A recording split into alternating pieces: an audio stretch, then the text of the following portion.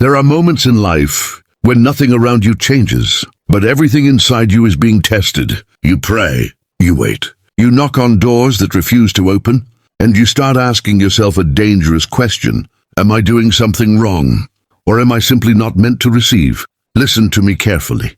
Doors do not open because you deserve them. Doors open because you believe they can. Before any miracle happens in your life, before any breakthrough appears, before any blessing takes form, there is one invisible requirement: belief. Not loud belief, not public belief, not belief you show to impress others, but quiet belief, the kind that stays when nothing makes sense. Your belief is not just an opinion, it is a spiritual position. The universe, life, God, they do not respond to your words, they respond to what you truly expect. Many people say they believe, but deep inside, they are preparing for failure. They pray, but they doubt. They hope, but they fear. They speak faith, but they imagine loss. And what opens doors is not what you say with your mouth. It is what you accept as possible in your heart. Look at your life for a moment. How many opportunities passed you because you didn't feel ready? How many doors appeared, but you hesitated because you felt too small? That hesitation was not wisdom. It was a belief limit. Every closed door you see today is connected to a belief you still carry, not because you are weak, but because you were taught to doubt yourself. From a young age, you were told to be realistic, to lower expectations, to avoid disappointment. But no one told you this truth. Faith is not denial of reality.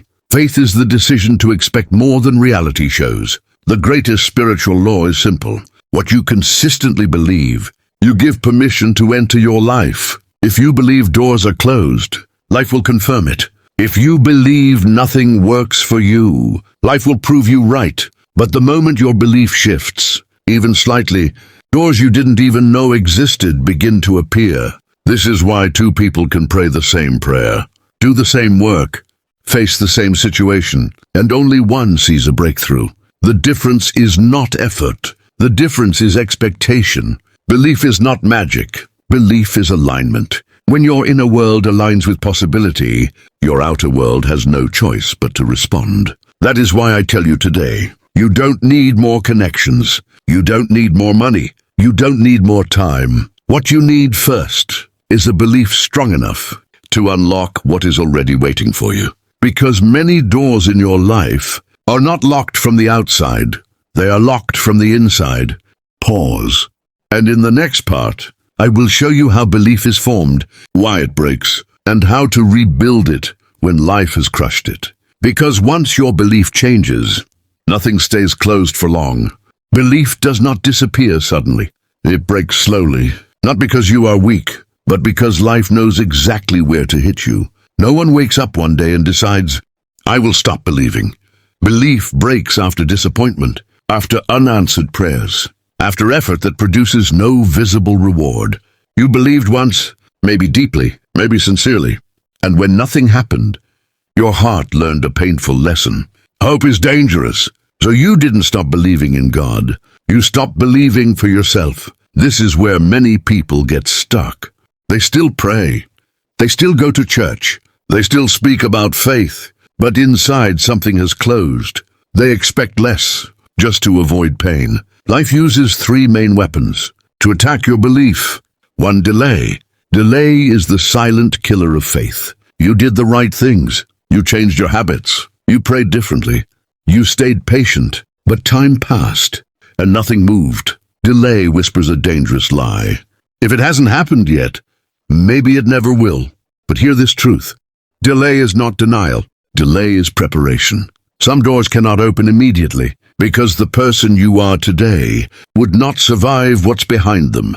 If the blessing came too early, it would destroy you instead of elevating you. So life delays, not to punish you, but to shape you. Comparison. Comparison is poison to belief. You see others receiving what you've been praying for. You see people rise faster, win easier, succeed earlier. And your mind asks, why them? And not me? But what you don't see is what they had to endure when no one was watching. Different paths, different timing, different battles. Your delay does not mean denial. Their success does not mean your failure. Belief breaks when you measure your life with someone else's clock. 3. Pain. Pain doesn't just hurt your body, it questions your faith. Pain makes you doubt your worth, your direction, your calling. It makes you ask, if God is with me, why does this hurt so much? But here is a truth few accept. Pain is not proof of absence. Pain is often proof of transformation. Growth always hurts because something old is dying to make space for something greater. Belief doesn't break because you failed. It breaks because you were never taught how to protect it. You were taught how to work, how to pray, how to wait, but not how to guard your inner world. That is why I tell you this. Your belief does not need to be perfect. It needs to be persistent. Even wounded belief still works if you refuse to abandon it. Even fragile faith still opens doors if you keep choosing it daily. Belief is not about never doubting. Belief is about returning every time doubt tries to take over. And this is the moment where everything changes. Because in the next part, I will show you how to rebuild belief, even after disappointment, failure, and silence. And once belief is rebuilt, it becomes unbreakable. Let me tell you something important. Rebuilding belief does not mean pretending everything is fine. It does not mean forcing positivity. It does not mean ignoring reality. True belief is not blind. It is anchored. If you want belief to open doors in your life, you must rebuild it safely, step by step, without risking disappointment, burnout, or collapse. Here is the mistake many people make. They try to believe big again before learning how to believe true. Big belief without foundation creates pressure, and pressure kills faith. So today, we do it differently. Step 1, stop fighting doubt. Doubt is not your enemy. Doubt is a signal. It tells you where your wounds are. Trying to eliminate doubt only gives it more power. Instead, do this. Acknowledge doubt without obeying it. You can say, I feel unsure, but I will not let this feeling decide my future. Belief is not the absence of doubt. Belief is the decision to move with doubt present. This is safe belief. This is mature belief. Step 2, shrink the expectation, not the faith. Most people lose belief because expectations are too heavy. They expect everything to change at once. But belief grows best when expectations are small and realistic. Don't believe for the whole miracle yet. Believe for one open conversation, one small opportunity, one peaceful day, one clear sign, one inner shift. Small belief is not weak belief. Small belief is unbreakable belief. Because when something small happens, your mind learns again. Maybe things can move. And that changes everything. Step 3, change what you listen to daily. Belief is built through repetition, not through one prayer, not through one message, but through daily input. Ask yourself honestly, what voices dominate your days? Fear-based news, negative people, past failures replaying in your head? You cannot rebuild belief while feeding your mind poison. Choose one voice daily that reminds you of possibility, one message, one scripture, one thought. Belief grows where attention goes. Step 4, separate your worth from results. This is crucial. Your belief collapses when your worth depends on outcomes. If things work, you feel chosen. If they don't, you feel rejected. But spiritual stability comes when you know this. Your value does not decrease because a door stays closed. Some doors close, not because you are unworthy, but because they are not aligned. When you detach worth from results, belief becomes peaceful, and peaceful belief is incredibly powerful. Step 5, act without pressure. Belief is strengthened through gentle action, not desperate action, not forced action, just one aligned step. Send the message. Apply for the opportunity. Start the project quietly. Prepare without announcing. Action tells your subconscious, I trust something can happen. And belief responds, not with stress, but with confidence. Let me tell you the truth. Doors do not open to people who rush them. Doors open to people who are internally ready. And readiness, it is knowing I am moving even if slowly. I'm believing even if carefully. This is belief without risk. This is faith that protects you. And when belief is rebuilt this way, not forced, not fake, not rushed, life responds naturally. Doors open gently. Opportunities appear quietly. Peace comes first, then progress, In the next part, I will show you how doors open, often in unexpected ways, and how to recognize them before you miss them. Because sometimes the door you're praying for is already opening, just not how you imagined. Most people imagine open doors as dramatic moments, a sudden breakthrough, a big announcement, a visible miracle. But in reality, doors rarely open loudly. They open quietly, subtly, almost invisibly. And this is why many people say, "I prayed, but nothing happened." Not because nothing happened, but because they were looking for the wrong sign. Here is a truth that changes everything. Doors do not always look like opportunities. Sometimes they look like interruptions. A conversation you didn't plan. A delay that forces you to reconsider. A rejection that redirects you. You asked for growth. Life gives you responsibility. You asked for strength. Life gives you challenge. You asked for clarity. Life removes what confuses you, and you call it loss, when it is actually alignment. Why doors don't open the way you expect. Because if doors opened the way you wanted, you would rely on the door, not on who you are becoming. Life is more interested in shaping your character than satisfying your impatience. That is why some doors open only when you are no longer desperate for them. Desperation closes perception. Calm awareness opens it. The 3 signs a door is opening. Not everything that moves is a door, but doors always leave traces. 1. Inner peace before outer change. Before things change externally, something settles inside you. Less fear, less resistance, less urgency. When peace comes without explanation, it's often because alignment has begun. 2.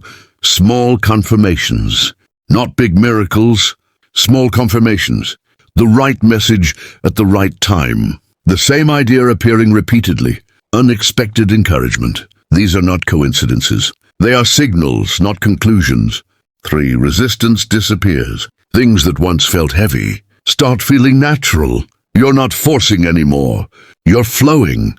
Doors don't always open by effort. They open by fit. Why people miss open doors? Because they want certainty. But doors open with clarity, not certainty. Certainty comes after you walk through. Faith is not knowing the outcome. Faith is recognizing the invitation. Another reason people miss doors is pride. They expect the door to look big, but many doors start small. A small role, a humble beginning, a hidden season. But small doors often lead to large rooms.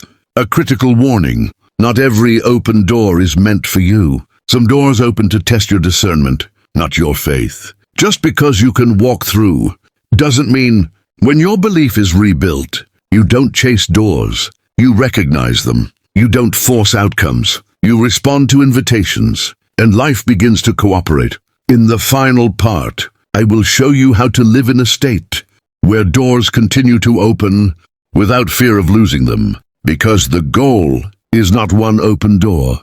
The goal is a life that stays open. At some point in your journey, you realize something important. The goal was never just to open doors. The real transformation is becoming the kind of person for whom doors open naturally. Because when belief matures, it stops asking, "Will this door open for me?" and starts asking, "Am I aligned with what is meant for me?"